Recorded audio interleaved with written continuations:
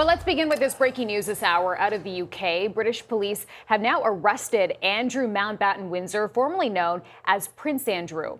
Andrew was detained on suspicion of misconduct. He's been under renewed scrutiny following the release of the latest Epstein files.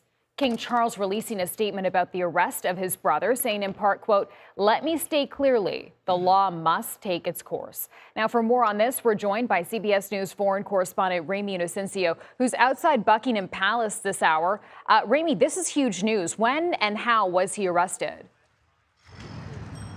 Chanel, yes, good morning to you. Absolute bombshell here this morning. And we understand that at about 8 a.m. this morning, British police arrived at the estate of Sandringham. And now this isn't in London. This is about 3 hours north of here on the northern coast. And we understand that 6 police cars arrived carrying several plainclothes officers, and they did arrest Andrew, the former prince. And this is linked to Jeffrey Epstein, the convicted sex offender, not over that, but over the suspicion of public misconduct while in public office, linked to the time that Andrew was a trade envoy. This is back in the 2000s when he was traveling the world. And the idea here, the suspicion here, is that he was sharing confidential information to people, including Epstein, for financial benefit for places from Afghanistan to Hong Kong. And now we understand that the police are searching not just Sandringham Estate, but also the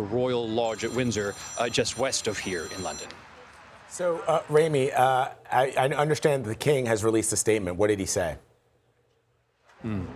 Yes, the bottom line here is that he said that justice needs to take its course. He has been saying over the past few weeks, as pressure has been mounting on his younger brother to come clean, to talk about, to testify even to the U.S. Congress here.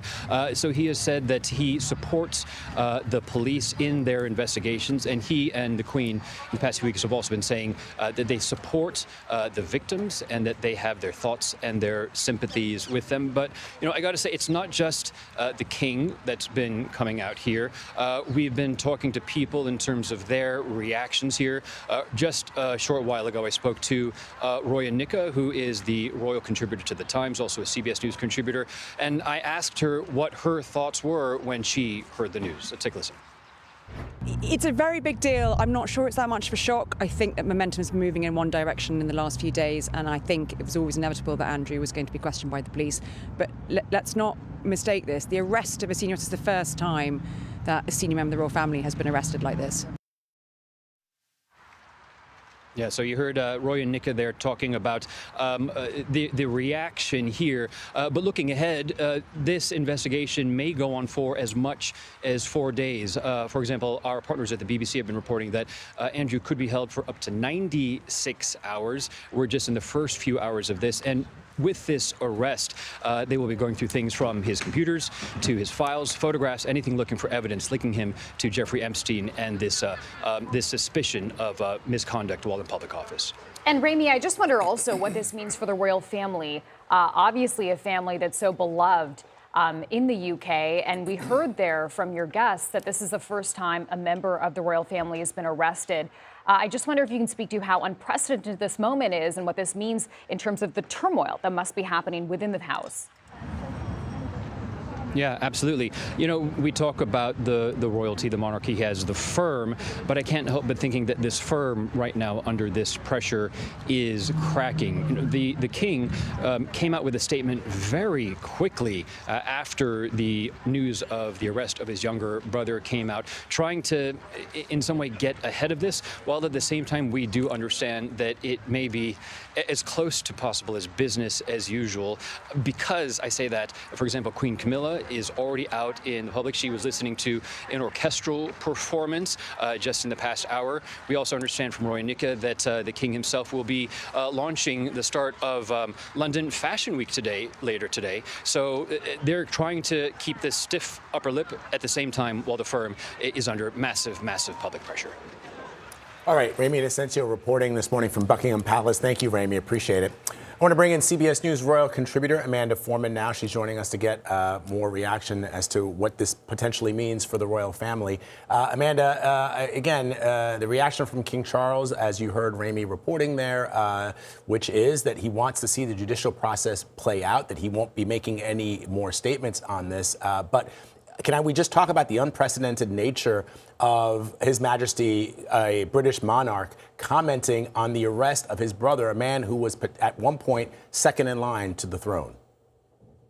Yes, it is unprecedented. You'd have to go back to the 19th century for something this big. Queen Victoria's son, who became the future king, Edward VII, had to appear in court. He wasn't charged. He was a witness in a cheating case, and it was a huge scandal.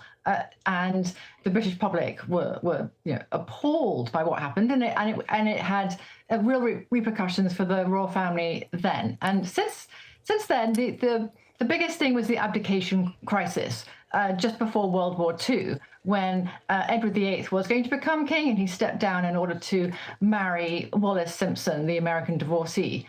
This is different. This is a criminal case, obviously, and concerning the king's younger brother. But if you remember, King Charles said he wanted a slimmed down monarchy. And that slimmed down monarchy has now been in place for over 2 years. And you can see that this was actually a very clever strategy and is now bearing fruits. Andrew is not part of the working royals. I wonder as well, Amanda, how much this does and will impact the family's reputation and legacy, especially when you consider, the mounting criticism against the monarchy's role in modern society.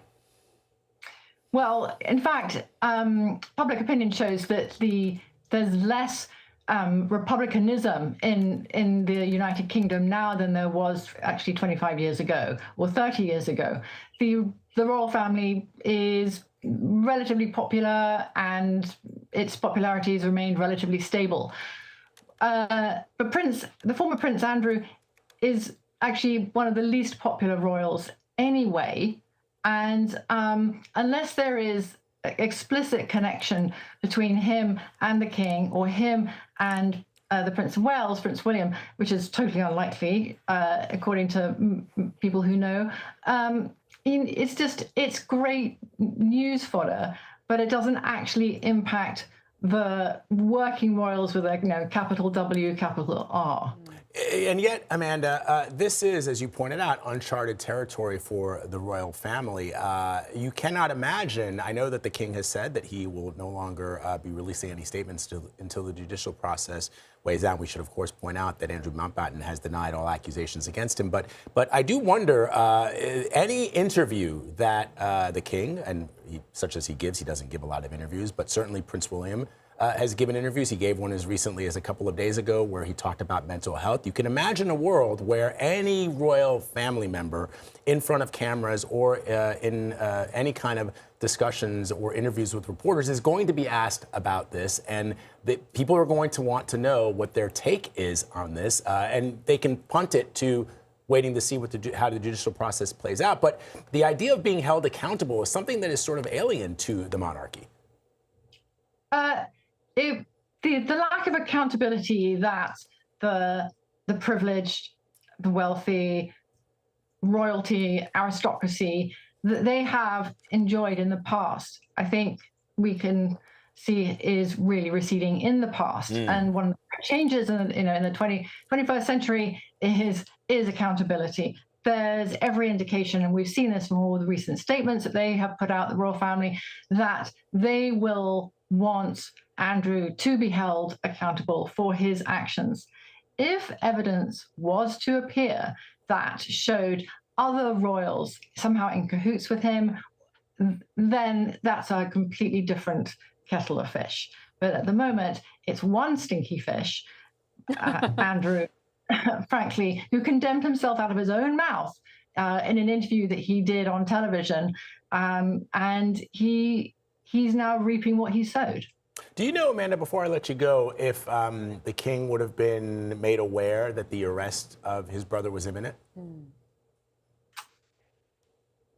the royal family so clearly knew that things were in the offing. You don't move somebody from their home, as Andrew was, Royal Lodge, practically in the middle of the night 2 weeks ago, and have them go up to Sandringham without a good reason. So they weren't completely clueless. However, it's the police who chose to arrest him on his 66th birthday, and that was their choice. And the fact that it was today, not tomorrow, less of a news day, that's the police acting. And don't forget, as all commentators are pointing out here, the Labour government has a huge scandal on its hands with Lord Mandelson, former British ambassador to Washington, already shown to have genuinely given sensitive documents to Epstein. Yeah. We should point out that I'm told the palace was not aware that the police were going to arrest Andrew Mountbatten this morning. But as you say, Amanda, the drum beats were growing, which is why His Majesty had the former prince moved out of his royal estates. Amanda, always great to have you. Thank you. Thank you.